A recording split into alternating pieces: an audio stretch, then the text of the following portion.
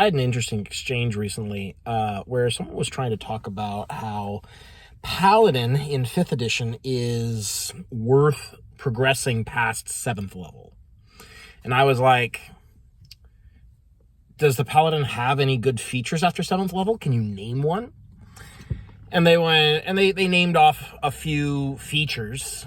And I was like, well, that's just a worse version of this. That's just a worse version of this. And one of the things that they brought up was that the Oath of the Ancients Paladin gets the ability to the once per day when they would be reduced to 0 hit points or less, they instead go to 1 hit point, so they can survive what would otherwise be a killing blow. And I was like, well, that's just Death Ward.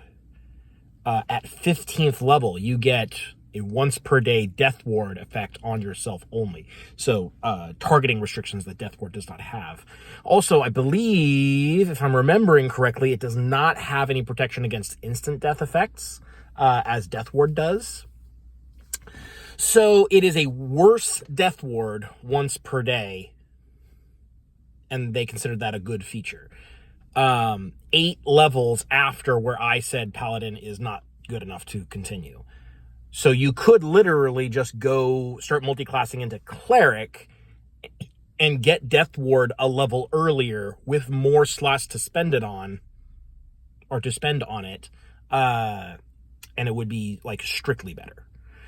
I believe, what is it, 8th level? I think it's 8th level that all clerics get, all cleric subclasses have this feature that gives them the improved Divine Smite that paladins get, which I think, yeah, I don't remember off the top of my head exactly what level those are gotten at. I want to say it's Paladin 11. So yeah, clerics would get that a level or 2 later, but you'd still get it. The point being that, like, once you've hit 7th level in Paladin, there's no real incentive to continue going in Paladin. Anything you get later in Paladin, you can get faster or better in a different class. But then the other person responded with the assertion that since, and this is the insane thing. Here's an actual insane thing that someone said to me. Death Ward is not a good enough spell to spend a spell slot on. So getting it without having to spend a spell slot is A-okay. But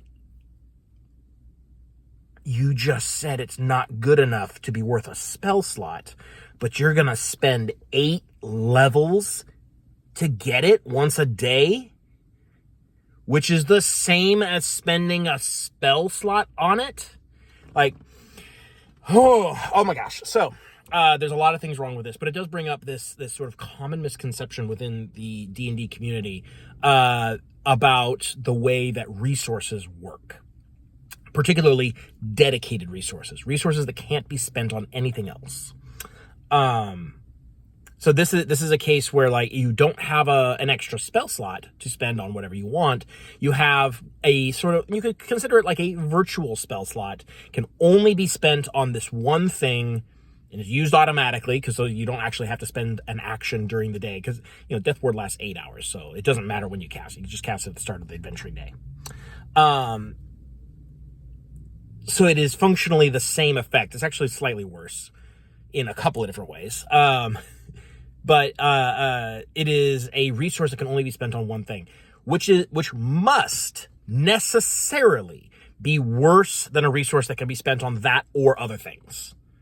You see what I'm saying? Like, this feels like so baseline logic, I shouldn't have to say it, but apparently I do.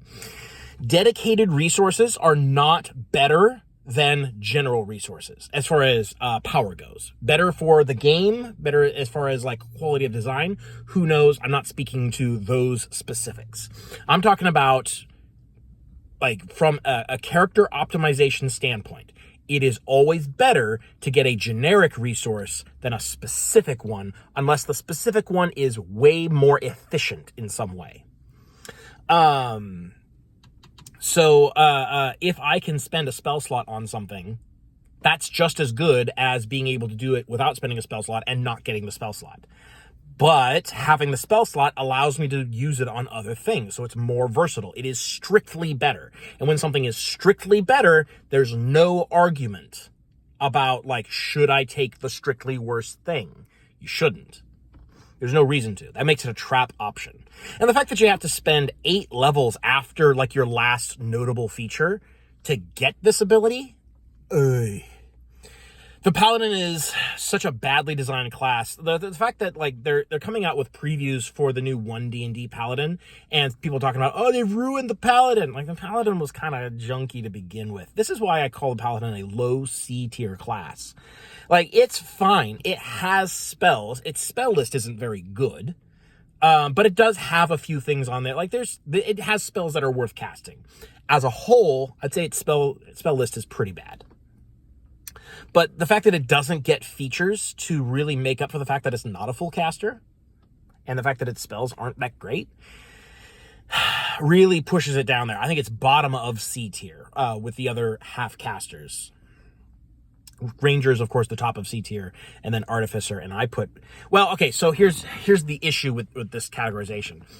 A level 6/level 7 Paladin, depending on your subclass, can be a great asset to the party. Aura of Protection is a great feature. It's powerful, it's potent. Any high optimization party wants it in the party. I suspect most people don't want to actually be that guy.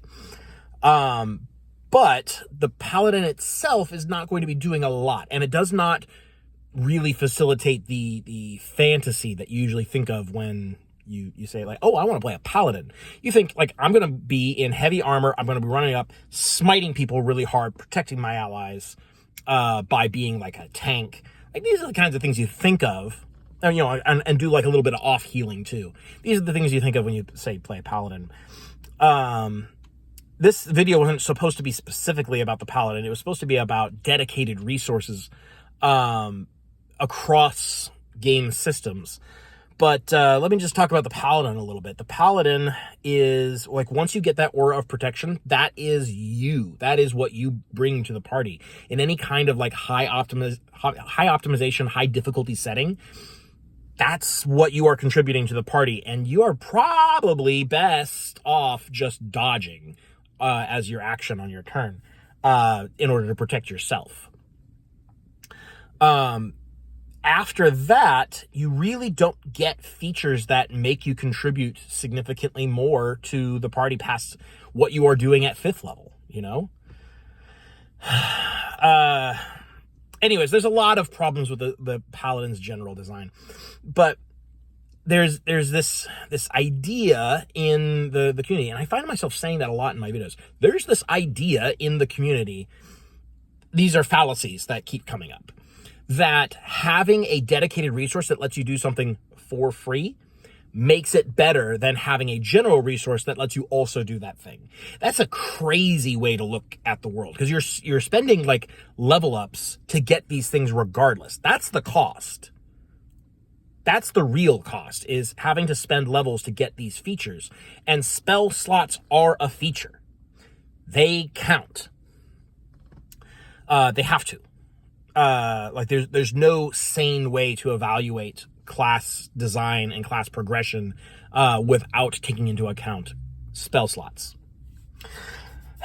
And the fact that Paladins just get spell slots so slowly. In fact, by the time you get to 15th level and get this once a day don't die thing, you've already been able to cast Death Ward for, I want to say, a couple of levels. Also, you could just play a half-orc and get the same thing at level 1. Like, it's not that big of a deal, you know?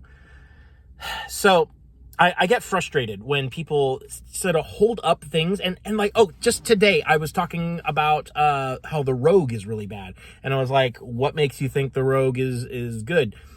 Or no, I didn't say that, someone else did. And so somebody, like, started listing off rogue features, and I was like, well, the math says these aren't good. Like, you're one of the lowest DPR classes in the entire game.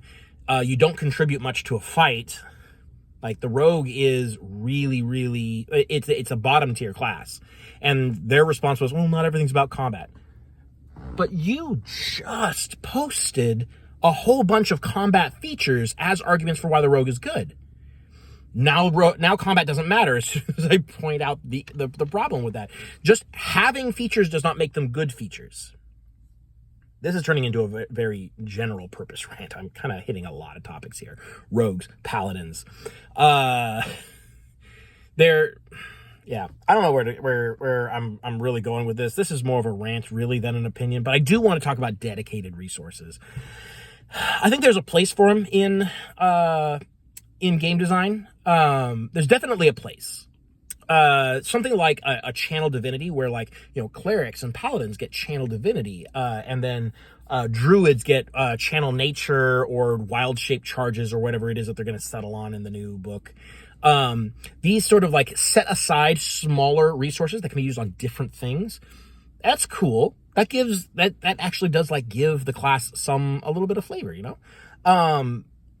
The trick, I think, into doing it well is to make sure that those things are not used for doing things that spell slots could do, which I recognize is really hard because spell slots can do basically anything.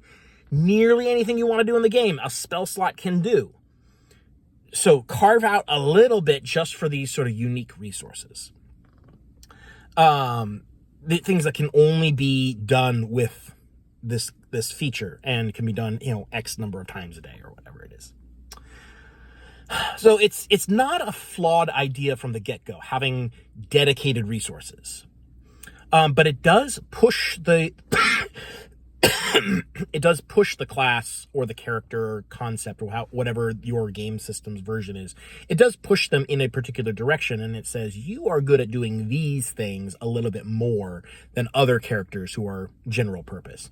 But these are always in addition to your standard resources. They don't replace standard resources, and they definitely aren't like a big selling point. They can't be, because otherwise they become a whole separate resource system of their own. And that's clearly not what we're talking about. We're talking about dedicated resources, a feature that says you can do X once or twice a day or whatever it is. And you can't use those charges on anything else.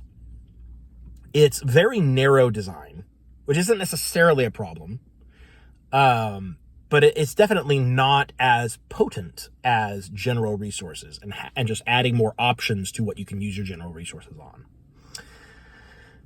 So anyways, dedicated resources, they don't, like, you can't just say that they're free, because they're not free. They take up class progression, you know, level progression. They're not free.